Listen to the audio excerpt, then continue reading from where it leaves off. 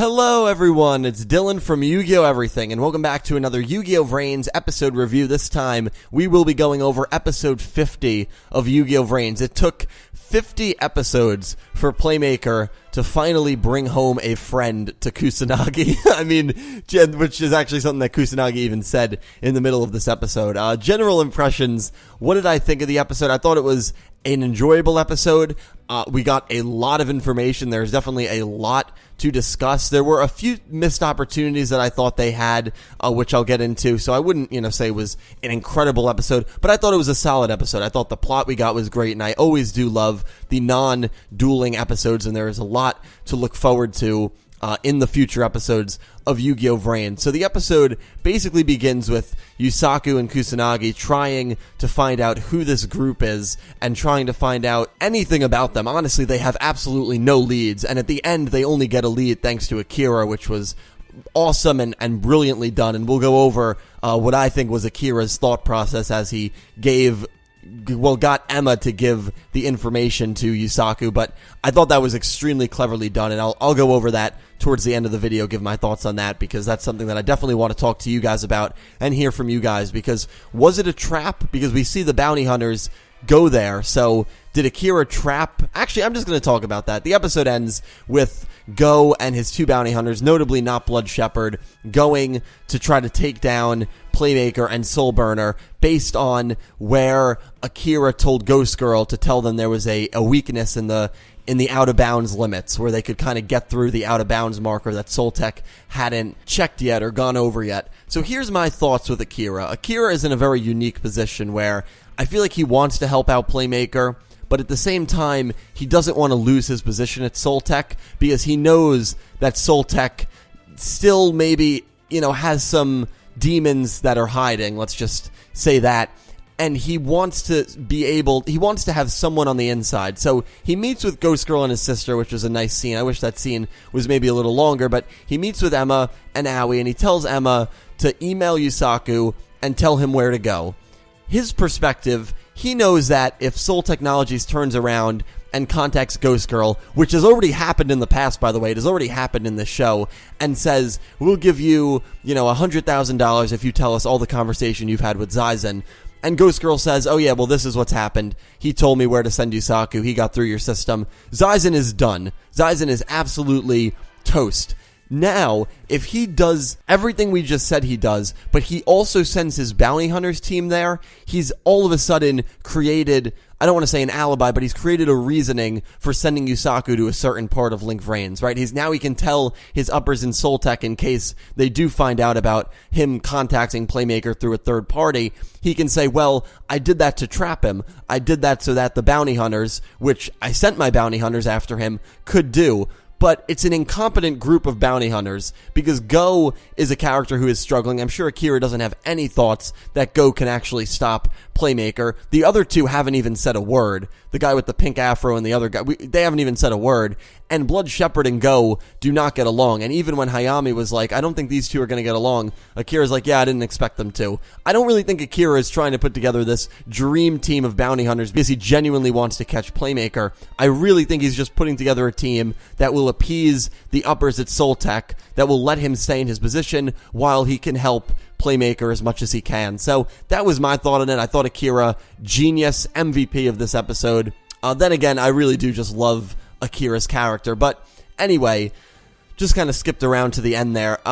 It starts before we get the opening. We see this castle, almost this church. It honestly looked really, really awesome. Clearly the base of this group. We don't know anything about the group except their four members, Hal and Bowman seeming to be two of the more important ones, and then Bit and Boot and this black silhouette character that comes down and, Bowman gives, the whole scene is kind of unnerving. Bowman gives Jin's consciousness, Jin Kusanagi's consciousness, it's a bit of a tongue twister, to this mystery man who crushes it in his hand. And then Bowman's like, we need our memories back. You promised you'd give us our memories back. And the mystery man says something really ominous like, no, you just believed that you would get your memories back. I didn't make such a promise. And he resets Bowman's memories. He wipes Bowman's memories, and you can actually see Bowman's eyes start to twitch, which was kind of gross.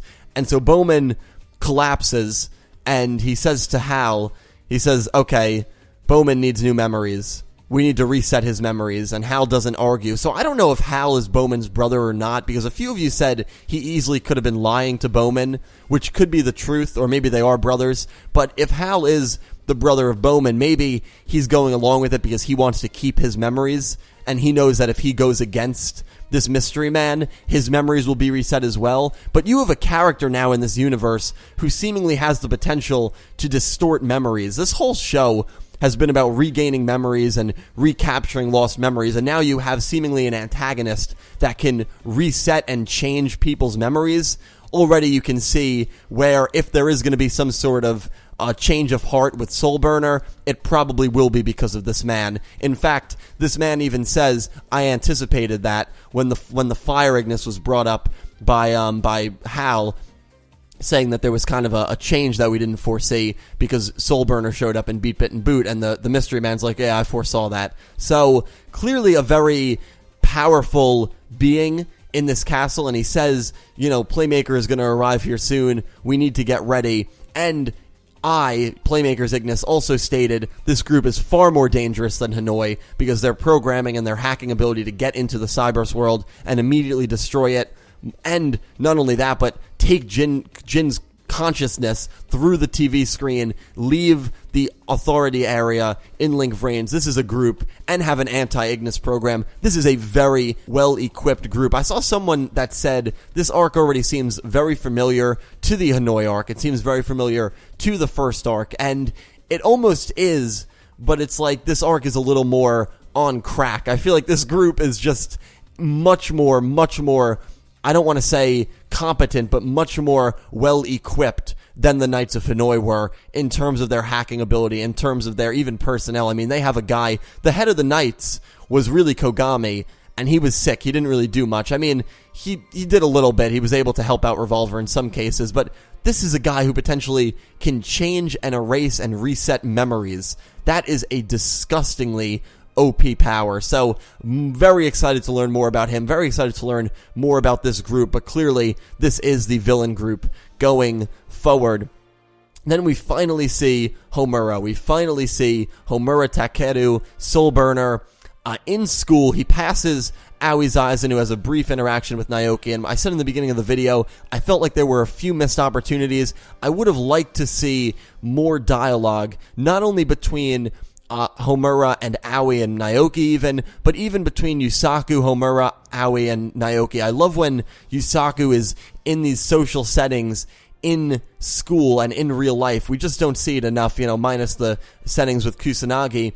And I don't know, it just seems like Aoi is going to be left in the dirt again, and I just don't want that to happen. But the fact that Homura even says when, he walks past her, he's like, oh, so that's Blue Angel. No one knows she's VRains' idol. And then the flame goes, yeah, and that's Naoki, Brave Max. And Homura's just like, I don't care. And Naoki gets literally no respect. I laughed at that. That was funny. There were actually a few moments, especially regarding the two Ignis bickering, that I did find very humorous in this episode.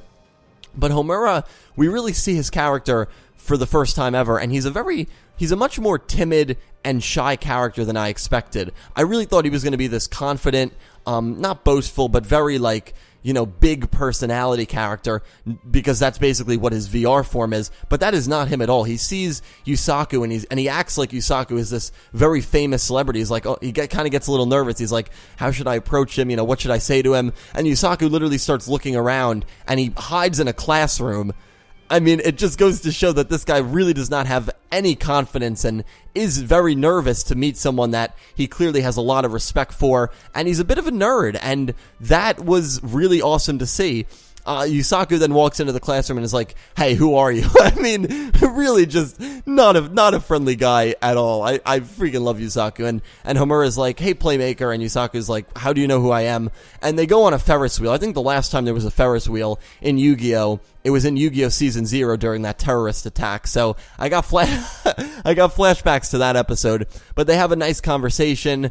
The dialogue was really good between these two. Homura does seem very innocent. It doesn't seem like he has any there weren't any clues that he was gonna betray Playmaker, which is obviously something that I want to bring up because it's the hot theory in the community right now. It's a theory that I've toyed with a little bit, but again, we have a character, a villain, that can change people's memories, so, hold the phone there. But Soulburner and Yusaku, I keep going back and forth between their VR names. I apologize. It's actually very difficult when just trying to speak to refer to them as real life or VR, because I see them literally. It's the same character. But Homura and Yusaku, they have a nice conversation. They learn about the Ignis. We actually see a cool pic of the Ignis, and I studied this picture a little bit. It'll be on screen right now. And you can actually see the Ignis in the top left.